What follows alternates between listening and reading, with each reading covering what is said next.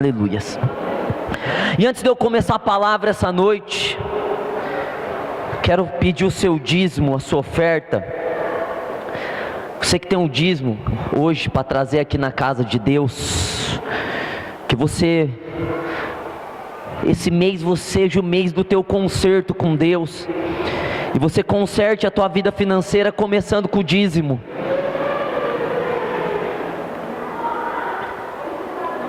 Uma irmã me disse assim: ó pastor, mas naquele tempo da Bíblia, Malaquias, não se havia dinheiro, as pessoas davam alimentos para Deus, elas contribuíam com alimentos. Irmão, sai do seu lugar, vem devolver seu dízimo, sua oferta, dê o seu melhor para Deus em ofertas também. Não dê qualquer coisa para Deus, honra a Deus com o que você tem, com o melhor que você tem, com o seu dízimo. E essa irmã me disse: olha pastor, o dízimo era dado em alimentos. Abraão deu dízimo em alimentos, em carne. Eu falei: verdade. Quando você lê a Bíblia, você vê até antes da lei, Abraão, Isaac, Jacó, trazendo dízimos a Deus, ofertas de seus rebanhos, daquilo que eles tinham. Mas é tão simples entender a Bíblia. Vou usar um termo bem chulo aqui para você, mas não fique bravo. Só um idiota para não entender, ou uma pessoa que quer fazer um transtorno na cabeça dela mesma. Moeda, dinheiro começou a circular no mundo com os gregos, com os romanos. Antes não havia moeda, não havia dinheiro. As pessoas faziam negócios à base de trocas. Você tem o trigo, eu tenho a carne, vamos trocar.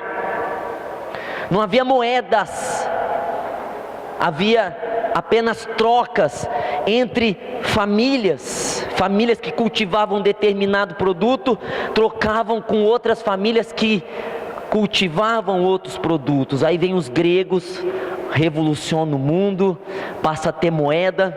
Os romanos pegam essa ideia, e no tempo de Jesus, que já é o tempo onde os romanos estão dominando a terra, você vai ver as moedas, a dracma, a didracma. Você vai ver que a viúva, ela não trouxe arroz e feijão no altar de Deus. A viúva trouxe tudo que tinha, 2 moedas, porque naquele tempo já era moeda. Hoje, já que a pessoa disse assim: eu tenho que devolver meu dízimo em alimento, então vai na imobiliária, paga o seu aluguel com alimento, paga a força, a energia que você gasta com arroz, com feijão.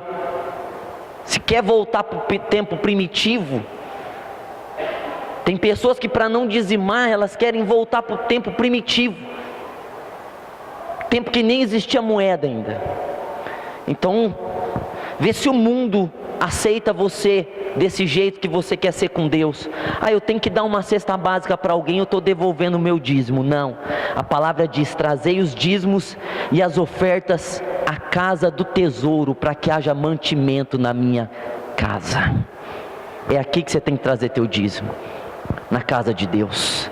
E não é em comida, porque nós hoje vivemos o dinheiro. Se Moisés tivesse escrito e houvesse moedas, as pessoas trariam dinheiro na casa de Deus. No tempo de Jesus já se trazia dinheiro na casa de Deus, não alimentos, dinheiro. Então você que quer se converter, porque não tem como se converter só uma parte. Pastor, eu me converti, eu cantei uma nova história, um novo tempo Deus tem para mim, glória a Deus, eu gosto de vir ao culto. Mas você quer se converter? Aliança com Deus, aliança do batismo nas águas, aliança de tomar a ceia do Senhor, e a aliança de dizimar na casa do Senhor. São as 3 alianças físicas da nossa fé. Como que nós descobrimos, evidenciamos que uma pessoa se converteu? Se a fé dela não é apenas espiritual, se a fé dela é uma fé física. Porque falar, meu irmão, qualquer um fala. Tem gente que fala assim: eu morro por Deus, mas na primeira luta que tem, desvia da casa de Deus. Eu amo Deus, eu sou apaixonado por Deus. Primeiro pedido que faz a Deus e demora para responder, corre de Deus. Ou seja, palavras não são comprovações da nossa fé. Só palavras não comprovam que nós temos a fé verdadeira. E por isso que Deus pede que tenhamos atitudes físicas para demonstrar a nossa fé espiritual. Então eu tenho fé em Deus, eu tenho a fé sem obras é morta, é morto. O dízimo é espiritual? Não, o dízimo é físico que reflete no espiritual. O batismo nas águas é espiritual? Não, é físico, mas reflete no espiritual. A ceia é espiritual? Não, é físico, é pão, é suco que representa o sangue, mas simboliza o espiritual, representa o espiritual, mexe com o espiritual.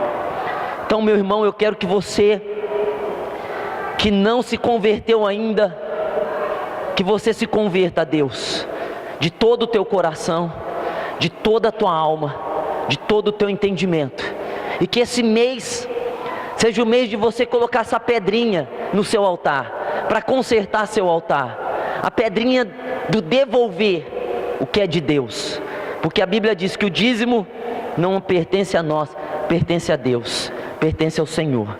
Então esse mês seja um mês para você consertar a sua vida. Pastor, mas eu quero prosperar. Pastor, as coisas estão difíceis, está na crise. Começa com fidelidade a Deus, com seu dízimo. Não espere mudar para dizimar, porque aí não é fé, é espera. Fé é certeza daquilo que Deus disse é verdade, e o que Deus diz é a verdade. Amém? Estende a tua mão para cá. Nós vamos fazer uma oração para os dizimistas, para os ofertantes. Vamos fazer uma oração, amém? Para que cada dizimista e ofertante não passe por essa crise que o país vem passando e vai passar ainda mais. Que possamos estar protegidos. E Deus sempre honra os seus nas crises. É na crise que o Filho de Deus prospera.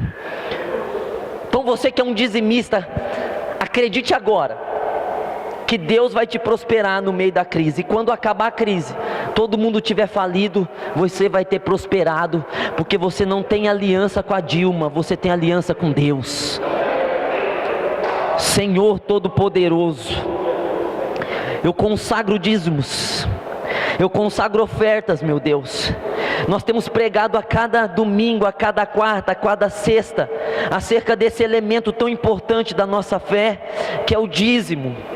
Senhor, e nesse momento do culto, nós tiramos 5 minutos do nosso culto para falar do dízimo, para que nós possamos, Senhor, exercitar nossa fidelidade, exercitar, Senhor, a nossa fé, ao trazer ao seu altar os dízimos e as ofertas que o Senhor nos pede, Pai. E em forma de obediência, meu Deus, nós trazemos no seu altar aqui essa noite, Pai, dízimos e ofertas, Senhor, para que o Senhor nos dê o sinal, a marca da prosperidade, e para que no meio dessa crise, Senhor, possamos prosperar, Senhor, possamos conquistar, meu Deus, expandir essa nova história, esse novo tempo que nós cantamos, Senhor, seja manifesto, materializado em nossa vida, Senhor, porque nós temos essa aliança espiritual e financeira, a aliança do dizimar, a aliança do ofertar na sua casa, meu Deus. E aqueles, meu Deus, que ainda não têm essa aliança, que se consertem, meu Pai. Toca, Senhor, porque a obra não é de homens, a obra pertence ao Senhor. Senhor, então toca, para que haja um conserto, uma alegria, Senhor, em trazer na sua casa dízimos e ofertas na sua presença, meu Pai, no nome santo de Jesus, amém. Vamos aplaudir ao Senhor, que Ele merece. Glória a Deus. E quem trouxe a Bíblia hoje, Diga glória a Deus. Ah, tá melhorando, hein? Crente tem que andar com Bíblia. Ah, pastor, eu tenho o celular. Não, aqui ó. Anda, não tenha vergonha de ter Bíblia, de andar com Bíblia. Quem trouxe a Bíblia, abra a palavra de Deus, o oráculo do Senhor, a boca do céu, em 1 João 2, 20. 1 João 2, 20.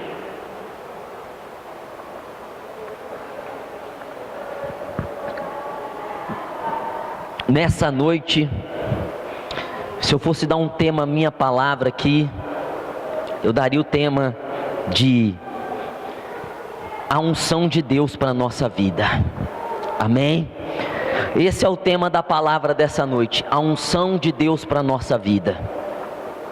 Às quartas-feiras é evidente que nós estamos fazendo um culto específico que fala a respeito da unção.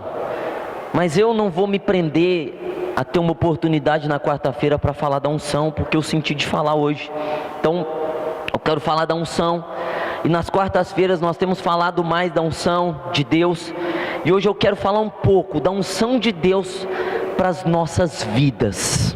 1 João, capítulo 2, versículo 20. Diz assim, ó: mas vós tendes a unção que vem do Santo, e sabeis tudo. Amém?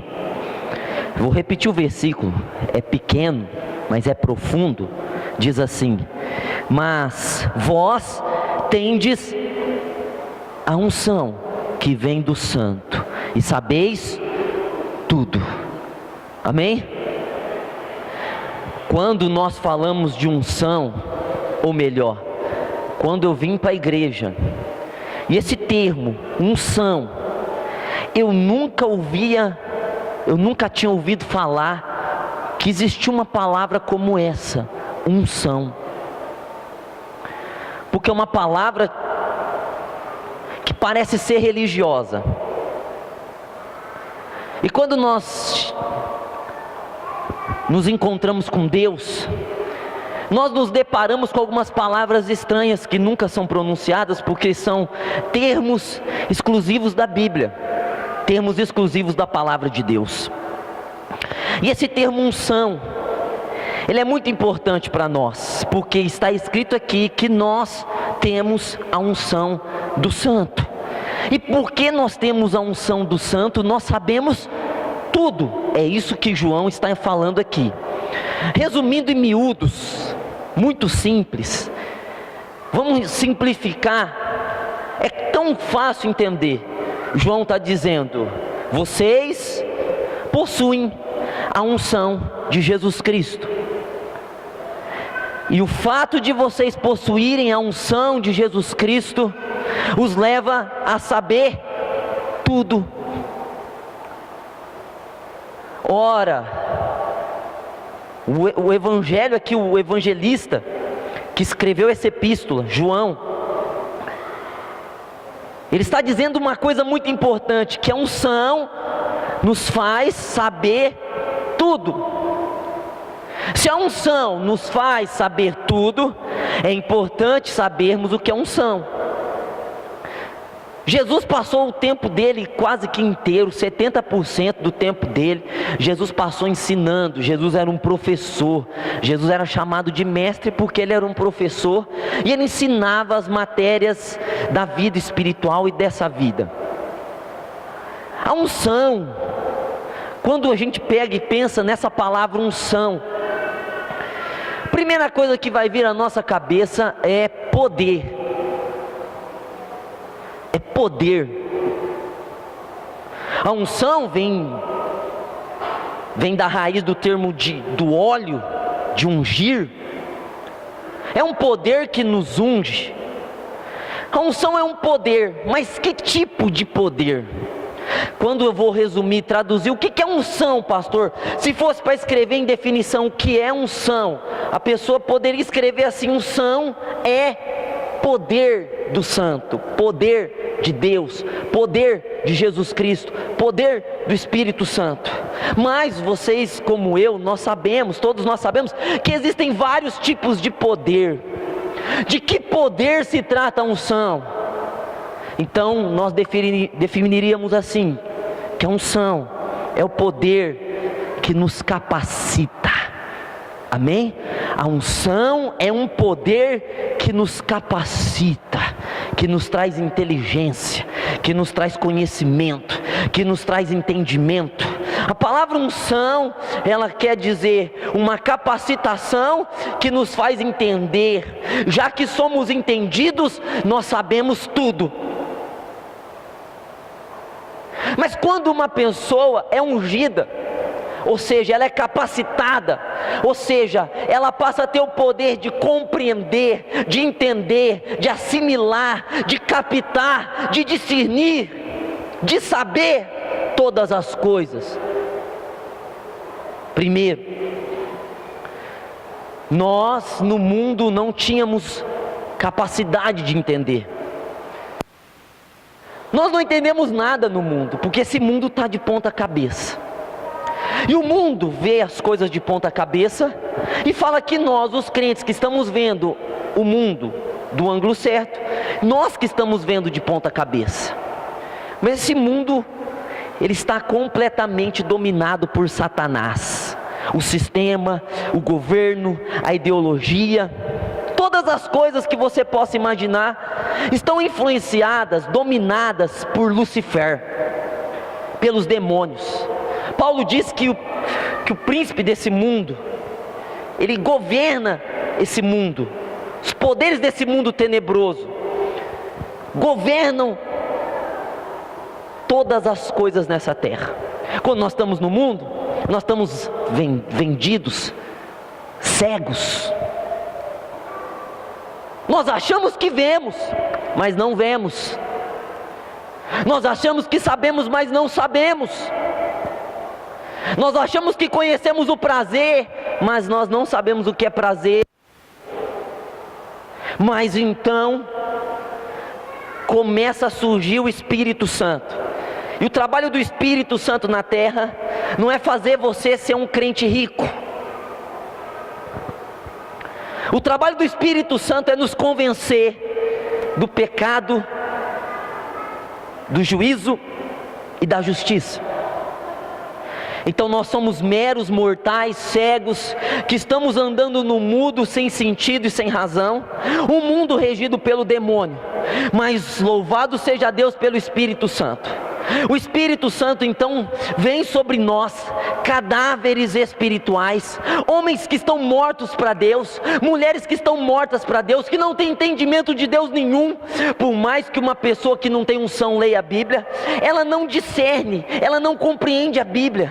Pega os ateus são os homens mais inteligentes que pode existir, mas dê uma Bíblia na mão deles para você ver. Eles não conseguem compreender uma vírgula, eles não conseguem compreender uma frase, um versículo, um texto, eles não conseguem interpretar. Você pode ensinar um ateu, você pode explicar para um ateu qualquer matéria da Bíblia e ele não vai conseguir entender. Quando você não entende uma coisa, você passa a criticar essa coisa.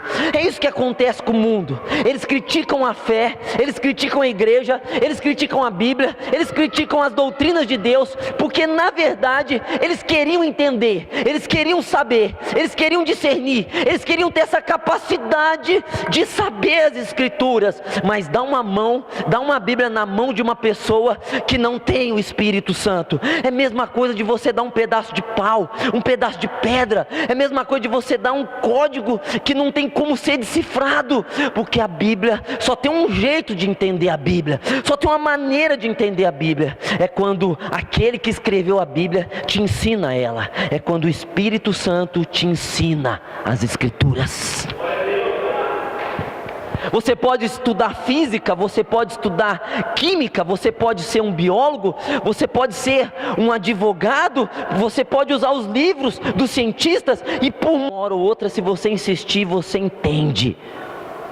Mas a Bíblia só tem um jeito de entender ela: quando a unção de Deus vem sobre a nossa vida. Só existe uma maneira de compreender esse livro. Esse livro é fechado para os ímpios e aberto para os justos. Esse livro, ele é fechado para os homens comuns. Esse livro é fechado para os sábios e entendidos, mas ele é aberto para os simples e puros de coração. Só os simples de coração conseguem entender. É por isso que cria tanta revolta, e por isso que existe tanta revolta contra Deus, porque é incompreensível aos olhos dos homens. E aí por que não se compreende? Porque só se compreende a Bíblia, se compreende a palavra, só se compreende a fé, só se compreende as coisas de Deus quando você tem a unção do Santo, porque aí você passa a saber tudo. O Espírito Santo vem e nos convence do pecado. De alguma forma, de alguma maneira, de algum jeito. Eu não sei como que isso acontece, eu só sei que sei. O filósofo num dia, eu sei que nada sei. Eu posso dizer, eu só sei que o Espírito Santo vem e ele te convence de que Jesus é o Filho de Deus. O Espírito Santo vem, isso não é obra de homens. Eu posso ser o melhor orador, o melhor pregador, eu posso ter a eloquência mais apurada da terra, eu posso ser o homem mais eloquente de todos os tempos, eu posso ter palavras profundas que adentram o seu coração, mas a obra da salvação não é obra de talento de homens. A obra da salvação é obra genuína do Espírito Santo de Deus. Só Ele pode nos convencer da salvação. E eu não sei como Ele faz isso, eu só sei que Ele faz.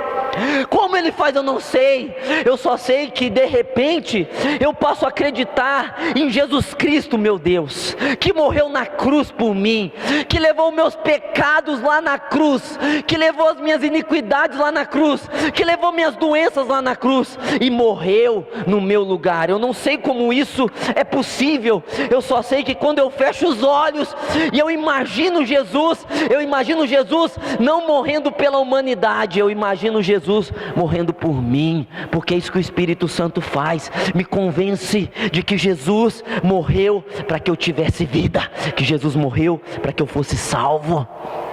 Ou os olhos se abrem e deixa de ser uma história contada por historiadores, e deixa de ser uma história pregada por pregadores, e passa a ser algo que o Espírito Santo gera dentro de nós. O Espírito Santo coloca dentro de nós a cruz. Ele implanta a cruz dentro de nós. Nós passamos a ver um Cristo que foi crucificado em nosso lugar. Não só crucificado, não só atormentado, não só dilacerado, não só um sofrimento atroz, não, mas um sofrimento por mim e por você que está aqui hoje me ouvindo. Isso divide águas, isso divide tempos, isso divide histórias, isso divide vidas. Quando eu descubro que Jesus Cristo é o meu Redentor, o meu Salvador, o meu Deus, o que morreu na cruz no meu lugar, isso divide a minha vida.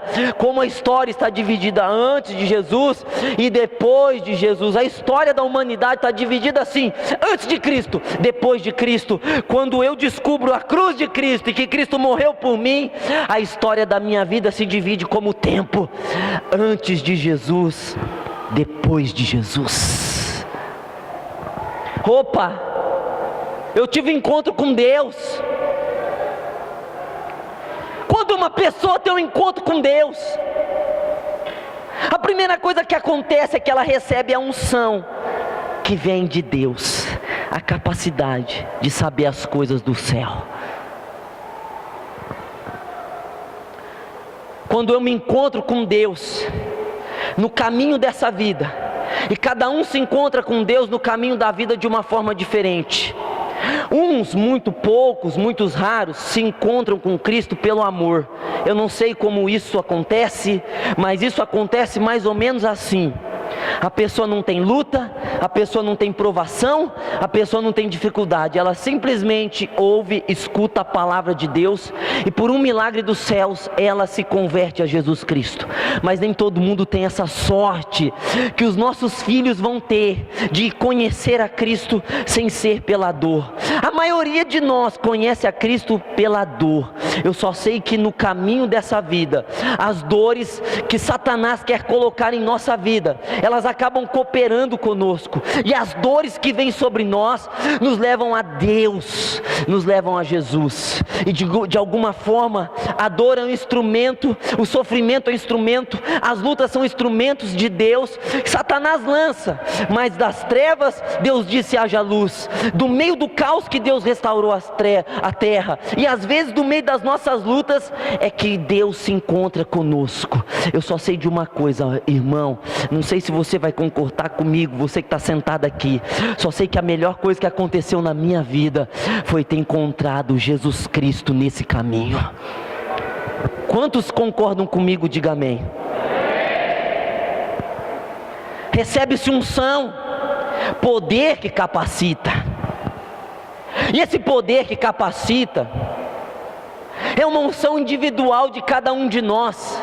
É um poder que Deus dá para cada um de nós. Somos diferentes uns dos outros e temos uma unção diferente uns dos outros.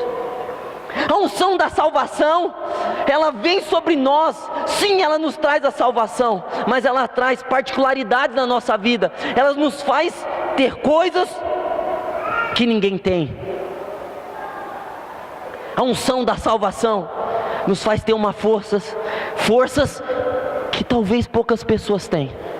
Nos faz ter um amor que poucas pessoas têm. A unção da salvação, ela nos faz ter uma paciência que não tínhamos antes. A unção da salvação nos faz ser preenchidos como nunca antes. É por isso que uma pessoa muda. Pastor, como que uma pessoa muda quando ela é salva? Como que muda uma pessoa? Não se muda ninguém, se recebe a unção para mudar. O Espírito Santo toca na pessoa e a pessoa é transformada. A unção da salvação, ela nos transforma. Quando você recebe salvação, você recebe transformação junto. Você se transforma. Você recebe um poder de Deus, uma capacidade para se transformar. Não porque você é forte, porque você é capaz, mas é a unção da salvação. Ela te muda. Ela te transforma. Diga aí para o teu irmão, você recebeu a unção da salvação? Sim, meu irmão. A gente vem para a igreja. A gente vem para a igreja gostando de coisas desse mundo.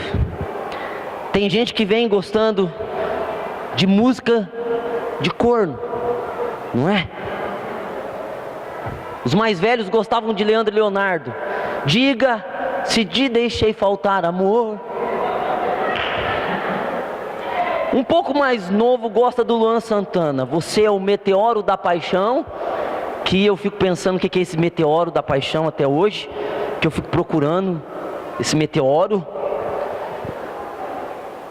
Os de agora eu não sei direito, mas não mudou.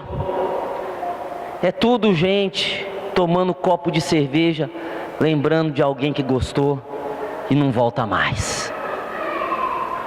Mas bem lá no tempo do meu pai e da minha mãe, no tempo do EPA, era Amado Batista. Num hospital, na sala de cirurgia, pela vidraça eu via, meu Deus. Mas quando meu pai colocava o tchau, tchau, piquitita, tchau, tchau, cuida bem da mamãe pra mim, ou é o Embuchitão e o Chororó, isso ficou tanto na minha cabeça que eu não esqueço mais essas músicas. Eu não esqueço no hospital, na sala de cirurgia, pela vidraça eu via. Eu não consigo esquecer. Você vem gostando dessas músicas que fazem mal para você. Talvez aqui ainda há pessoas que têm no celular essas músicas. Pior ainda desculpa, cada um tem o seu gosto. Uns gostam do olho, outros gostam da ramela. Eu não sei o que quer dizer com isso, né? Você deve entender o que eu quis dizer. Mas tem gente que gosta de funk, de ver aquelas mulheres. Nível 20. Eu não tenho, então eu posso fazer aqui que... Você vem gostando disso. Quando chega fevereiro, você gosta do fevereiro, porque na tela da TV, no meio desse povo, a gente vai se ver na Globo. Não, tem uns crentes que falam, não, eu só vejo porque eu quero ver quem ganhou o desfile. Você vem gostando do carnaval porque você gosta das curvas do carnaval, você gosta dos montes do carnaval, na verdade você gosta das colinas do carnaval. Carnaval é uma cultura bonita, excêntrica, é uma cultura diferente dos outros povos, é uma cultura intelectual. Carnaval se resume em mostrar a perseguida para os outros, é mais ou menos isso. Você vem gostando dessas coisas, você vem gostando de muitas coisas, mas de repente o Espírito Santo toca em você. O Espírito Santo mexe com você, e você olha para o meteoro da paixão no seu celular, e você diz: meteoro, adeus.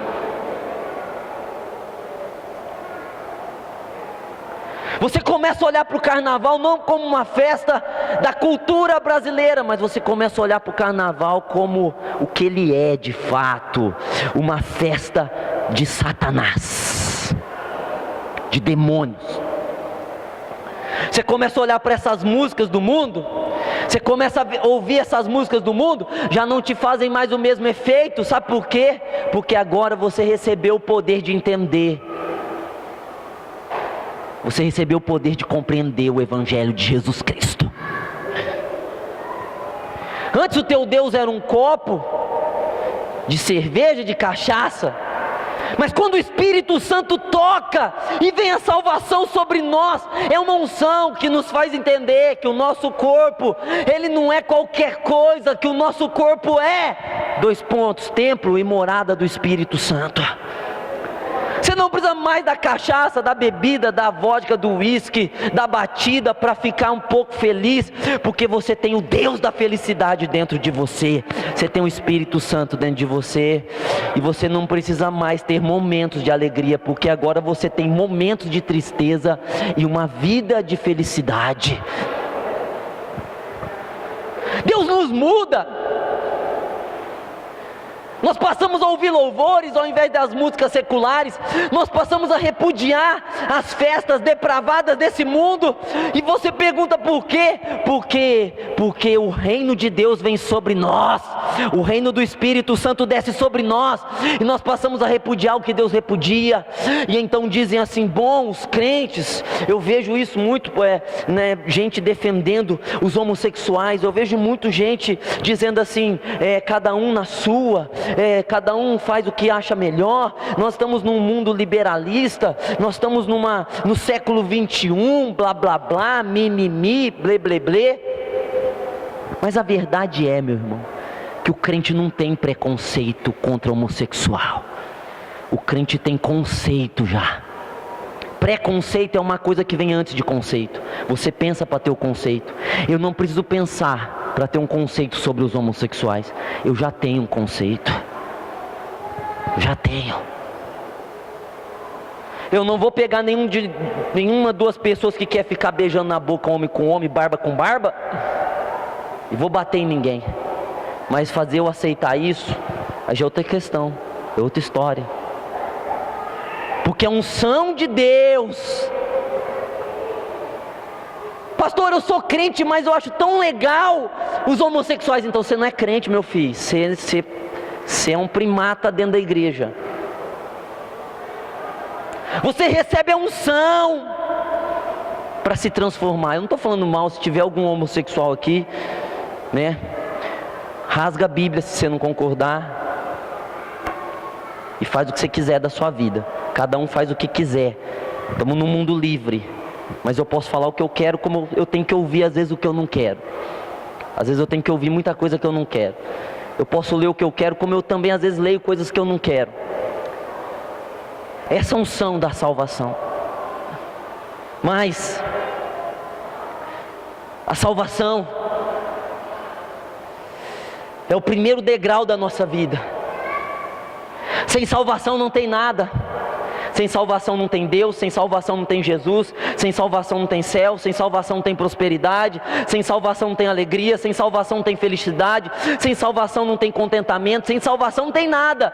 Você pode ter tudo, você não tem salvação, você não tem nada, porque essa vida não é apenas 80 anos, essa vida não é simplesmente o corpo, depois dessa vida tem outra. Então existe a salvação, porque se existe a salvação, é evidente que existe vida eterna. Se nós pregamos salvação, é evidente que nós não pregamos salvação para essa vida apenas. Nós pregamos salvação porque é uma vida eterna depois dessa. É lógico que existe uma vida eterna, senão não teria sentido a igreja de Deus pregar de salvação, a igreja de Deus pregar de arrebatamento. A Bíblia está falando de salvação. Não ia ter sentido Jesus ter vindo à terra, não ia ter sentido Jesus morrer na cruz, não ia ter sentido o Espírito Santo ter deixado o céu para estar conosco, não ia ter sentido a igreja estar com as portas abertas, não ia ter sentido eu estar com esse microfone nas mãos pregando a palavra. Se não houver salvação, nada disso que nós estamos fazendo teria sentido. Tudo isso tem sentido porque existe vida eterna. Tudo isso tem sentido porque existe verdadeira salvação em Jesus Cristo. Existe sim. A salvação não é uma coisa que nós podemos pegar e colocar no bolso e achar que é uma banana que nós encontramos na feira de domingo, como se a prosperidade fosse maior do que a salvação, como se você viesse daqui um testemunho de que você ficou rico, fosse maior do que você fosse salvo, como se você viesse aqui e desse um testemunho de que você agora tem um carro novo do ano, zerado, fosse maior do que a salvação, como se você viesse aqui dar o testemunho e dissesse que você comprou sua casa própria esse ano, e esse testemunho fosse maior do que a salvação. Não existe, não há nada maior na nossa vida do que ser salvo. Nada é maior do que isso. Põe isso na tua cabeça, crente, que não existe nada maior. Nada que você possa ter, nada do que você possa conquistar, nada, absolutamente nada do que possa acontecer com você é maior do que você ser salvo. Não haverá obra maior do que a salvação, não haverá milagre maior do que a salvação. Não haverá nada nessa terra que aconteça, ou que possa acontecer, ou que aconteceu, que seja maior do que a salvação. A salvação é o maior dom que Deus deu para a humanidade. A salvação é o maior dom que Deus pôde dar para mim. A salvação é o maior dom que Deus pôde dar para você. A salvação é o maior sacrifício de Deus em prol dos homens. A salvação não custou qualquer coisa, não custou reais, dólares, euros. Não, a salvação não custou nada disso. A salvação custou o sangue de Jesus Cristo, nosso Senhor. Eu fico irritado, irmão, porque tem gente que banaliza a salvação. Tem crente que se acha que não é nada, vai banalizar a salvação. Eu sou salvo, como se salvo fosse uma porcaria, como se ser salvo fosse uma coisa comum, uma coisa simplória, como se ser salvo fosse uma coisa que qualquer um, de qualquer jeito, de qualquer maneira pode ser, como se a salvação fosse uma obra do mero acaso, como se a salvação fosse uma obra que não causasse sacrifício para alguém. Fica banalizando a salvação, fica pondo as outras coisas na frente da salvação. Põe emprego na frente da salvação, põe dinheiro na frente da salvação, põe amizades na frente da salvação. Salvação é o maior dom que você pode ter recebido até hoje. Se você morrer hoje, você morrer salvo, você deve ser o crente mais grato lá no reino de Deus.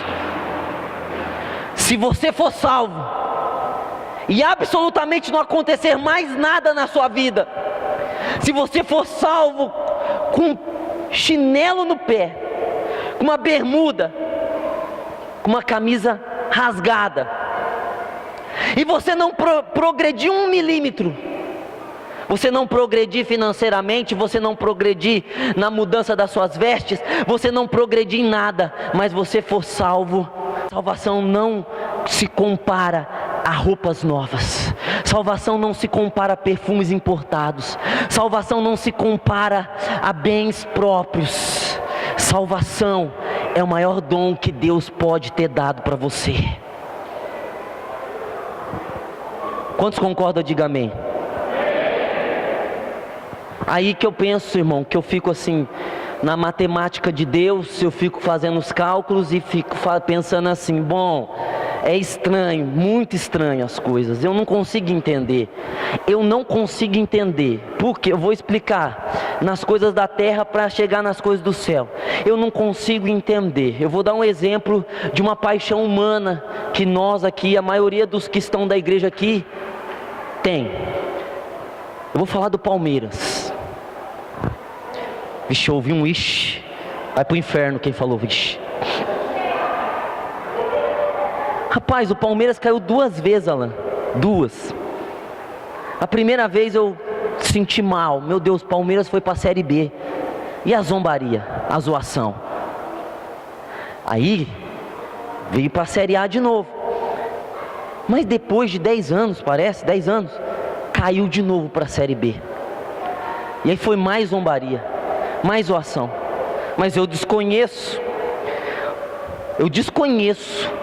um palmeirense que, porque o Palmeiras foi para a Série B, deixou de ser palmeirense. Eu desconheço. Eu não vou mais torcer para esse time não, esse time aí, pelo amor de Deus, esse time aí é muito ruim, caiu 2 vezes para a 2ª divisão. Eu desconheço isso. Humanamente falando, as pessoas ficam com seu time, ainda que se descobre naquele time, que aquele time, como por exemplo o time do Corinthians, é um time corrupto, é um time de ladrão, é um time que rouba, é um time que ganha títulos com roubos. Mesmo assim as pessoas continuam com a corrupção. Irmão, aí eu fico pensando na minha cabeça assim, sabe? 1 mais 1 é 2, 1 mais 1 é 2. Aí a pessoa fala que é de Deus, a pessoa fala que se converteu, a pessoa aceita Jesus, a pessoa diz que é crente, a pessoa diz que ama Deus. Não, eu amo Deus, canta as músicas, uau, eu canto, parece uma cigarra, canta até morrer, dá até ira tem vezes, porque tem a voz ruim, tem que ouvir ela, e ela diz que ama Deus, ela diz que ama Cristo, ao Espírito, à igreja, ao pastor, aos obreiros, ao som, aos músicos, aos besouros que vêm na igreja.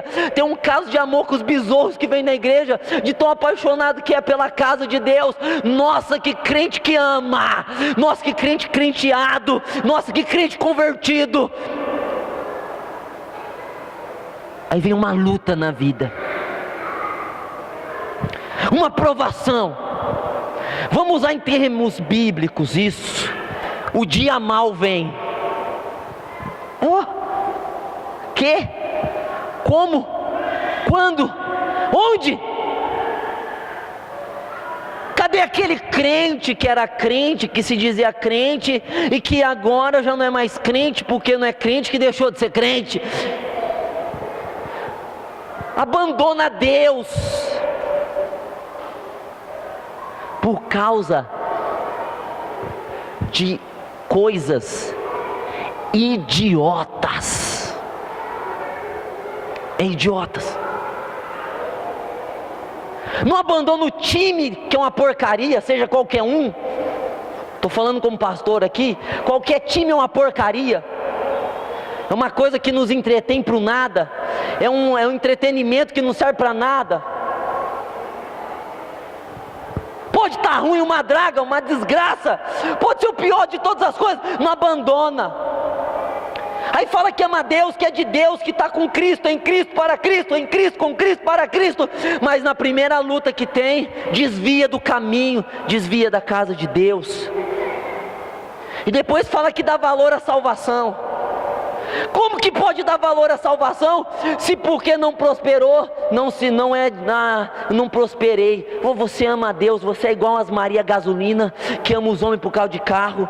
Você é igual as Maria Cartão, que ama os homens por causa do cartão de crédito. O que você pensa que você é? Você ama a Deus por aquilo que Ele é, ou por aquilo que Ele pode te dar? Você ama a face de Deus, ou você ama a mão de Deus? Quem que você tem amado? O que Deus pode te dar, ou aquilo que Deus é? Se Deus não te der nada, se Deus não te der absolutamente nada, se Ele não te der mais nenhuma graça, se Ele não te der mais nenhuma bênção, fique feliz, porque a maior das bênçãos Ele já te deu, e a maior das bênçãos se chama salvação. Salvação.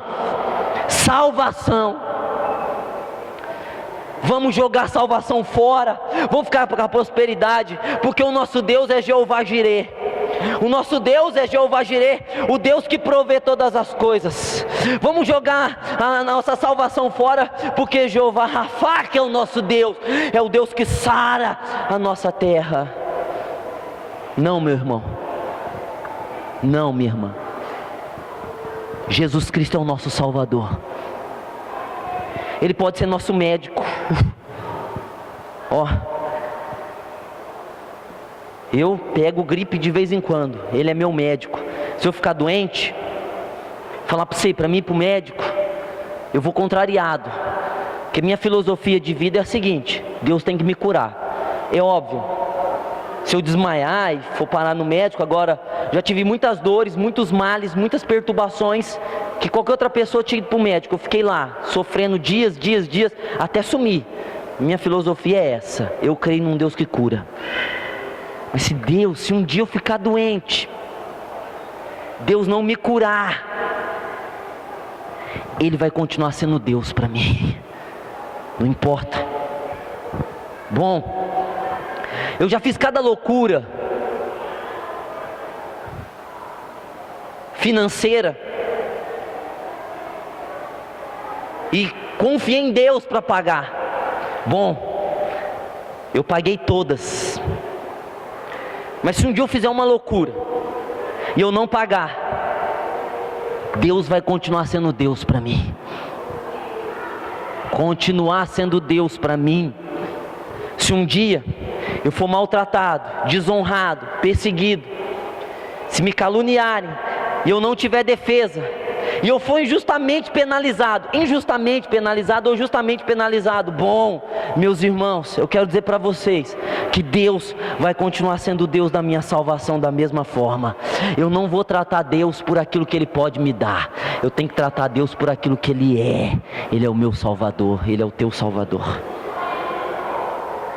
Diga aí para o teu irmão: Ele é o teu Salvador. Diga mais alto para ele ouvir: Ele é o teu Salvador.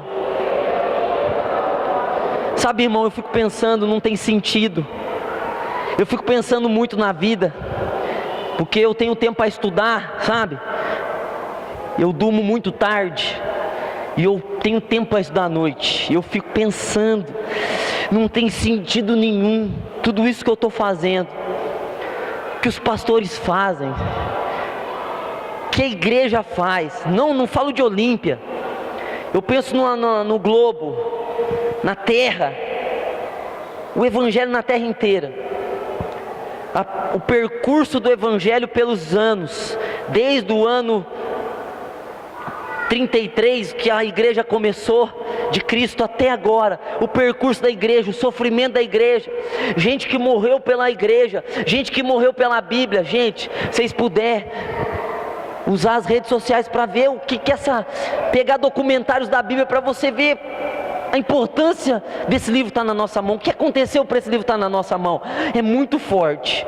Eu fico pensando todo esse sangue de homens que foram derramados por causa da Bíblia, por causa da igreja, por causa da fé. Paulo foi decapitado, Pedro foi crucificado de ponta cabeça, Tomé foi transpassado por uma lança, Tiago foi esfolado, o outro Tiago foi decapitado. Só gente que morreu. Todo esse sofrimento, Ou tem pastores hoje que estão passando fome na África, estão morrendo de fome na África. Tem lugares que tem pastores presos, porque eles estão num lugar onde não aceitam o Evangelho. Eles não negam o Evangelho. Tanto pastor aqui no Brasil sofrendo, fora do Brasil, outros países, tanta igreja fechando, tantas portas se fechando, porque não tem dinheiro para pagar aluguel, tantas portas se fechando, por causa de membros corruptos dentro da igreja, que simplesmente abandonam os seus pastores, e os pastores não têm estrutura para continuar. Quantas coisas ruins acontecendo com pastores, quantas coisas ruins acontecendo com membros fiéis, com obreiros, tanta coisa acontecendo com instituições cristãs, tanta guerra, tanta provação, tanto sangue, mas tanto, a ponto de Hitler perseguir a igreja de Deus, Hitler, tantos outros comunistas perseguir a igreja de Deus, matar cristãos, matar judeus, e a igreja está aqui até hoje. E aquele versículo que diz: as portas do inferno não prevalecerão contra a igreja, é um versículo tão verdadeiro, que a igreja está de pé até hoje para a glória de Deus. A igreja do Senhor está de pé até hoje na terra inteira. Por mais que Satanás, o anticristo, tentou fechar e tenta destruir a igreja continua viva, a igreja continua forte, a voz do Espírito Santo continua ecoando dos altares, dos púlpitos, das próprias escrituras. A igreja continua com a sua missão, com a sua tarefa, com a sua marcha. A igreja continua pregando salvação, a igreja continua pregando Jesus Cristo crucificado, a igreja continua liberando pessoas para morar no reino de Deus. Como que tudo isso, irmão, como tudo isso, se não tem uma salvação, se tudo isso não tem uma vida eterna, tudo isso é sem sentido, tudo isso acabaria. Oh, Jesus está aqui no nosso meio essa noite. Eu posso sentir a presença de Jesus Cristo aqui essa noite, porque é como se Cristo tivesse, eu imagino agora que na minha mente me veio uma visão, de que Cristo mostrando as mãos furadas para mim, como se Cristo estivesse dizendo: oh, esses furos são os furos da minha salvação. Até hoje as mãos dele estão furadas, até hoje os pés deles estão furados, é as marcas da nossa salvação. Irmão, abandone qualquer coisa, mas não abandone a Jesus Cristo nosso Senhor.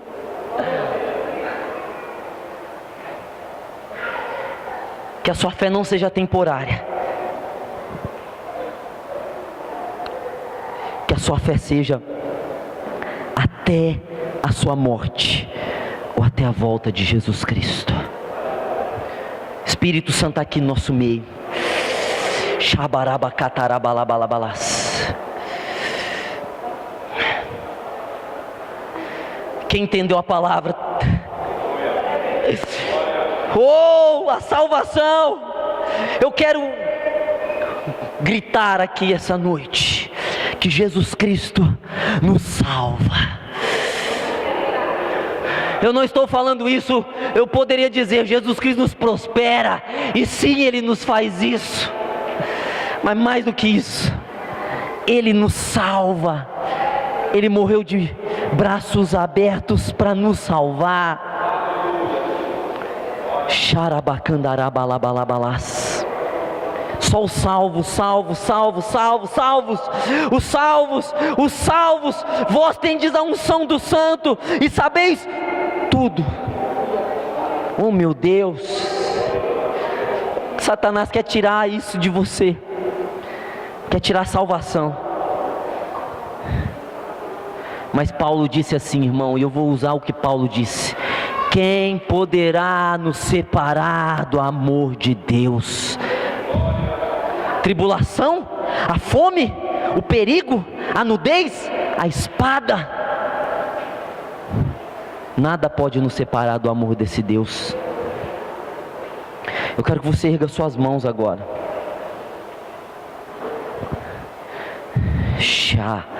Espírito Santo,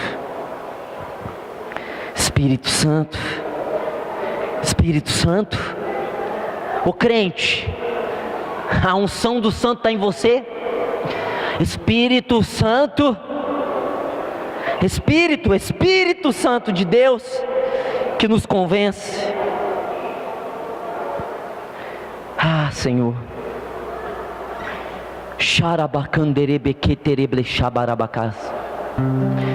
Sabe, eu posso falar em línguas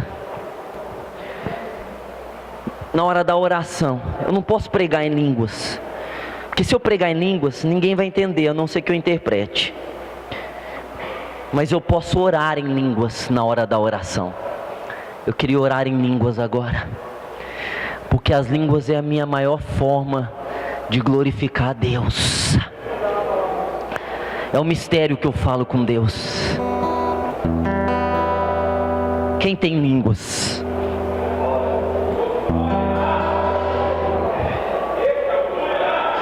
Eu quero que venha uma língua sobre nós essa noite. Pastor, você não fala isso porque você não sabe minhas lutas, você também não sabe as minhas, então nós estamos empatados. Eu não sei as tuas, você não sabe as minhas. E eu não estou nem com as minhas lutas, porque eu já sou de Cristo para a glória de Cristo. Eu quero que venha línguas em nós agora, umas línguas novas em nós. Ah, no dia de Pentecostes, Pedro orou em línguas, João orou em línguas. Eram línguas repartidas como que de fogo. Eram línguas de fogo. Sabe que línguas que eram? Línguas de salvação. Eram línguas de salvação. Pastor, como que você sabe que eram línguas de salvação? Ora, lógico que eu sei que é línguas de salvação. Mas como que você sabe que era línguas de salvação? Ora, é evidente, é claro que era língua de salvação. Mas como? Porque, sabe por quê que eram línguas de salvação? Porque 3.000 pessoas se converteu depois daquelas línguas estranhas. E eu quero declarar aqui que os crentes dessa igreja vão falar línguas agora, línguas de salvação. E depois dessas línguas com as quais nós falarem, haverá uma colheita de almas aqui na nossa igreja, amém? Haverá uma colheita, como Pedro falou em línguas. 3.000 pessoas vieram, porque eles receberam o Espírito Santo do Senhor. É difícil. Quem tem línguas agora vai ter línguas de fogo.